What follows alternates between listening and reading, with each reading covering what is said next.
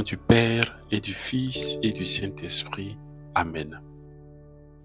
Frères et sœurs, en écoutant l'évangile de ce 21e dimanche du temps ordinaire, on a bien l'impression que Jésus ne fait pas de la propagande ou de la publicité.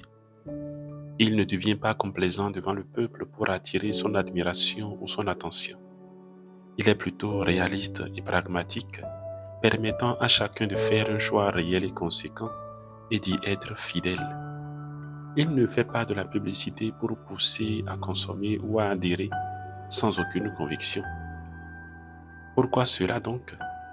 Tout simplement parce que la marche avec lui se fait d'abord avec le cœur. Si la foi n'est pas au-devant de notre marche avec lui, nous tombons dans du sentimentalisme religieux ou du formalisme spirituel. Croire en Dieu est un acte libre, réfléchi et conséquent. Josué nous en donne les preuves dans la première lecture de ce jour. La foi est une décision exclusive. On croit en Dieu en tournant dos à tout ce qui ne dit pas Dieu.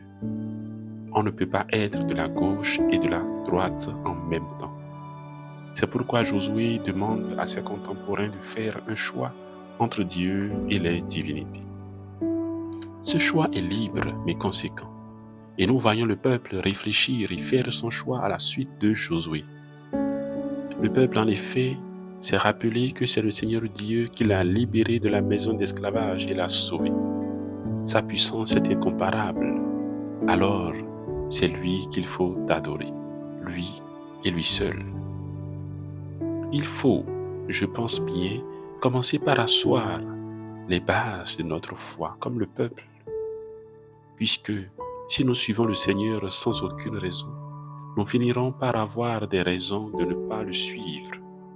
Mais si nous avons des raisons de le suivre, pour aucune raison, nous ne nous détournerons de son chemin, car les tentations sur ce plan sont nombreuses.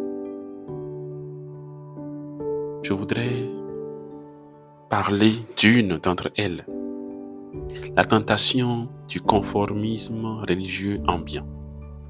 De plus en plus, nous avons tous tendance à faire comme. Cela, malheureusement, révèle un mal de notre société, le manque de conviction personnelle. Sur le chemin de la foi, il nous faudra être bien arrimés au Christ et ancrés en lui. Si les dieux des Amorites n'ont pas plu aux Israélites, que la froideur de notre époque et son manque de foi ne nous contamine et ne nous gagne. Dieu nous y aide. Amen. Viens Esprit Saint, viens en nos cœurs et envoie du haut du ciel un rayon de ta lumière.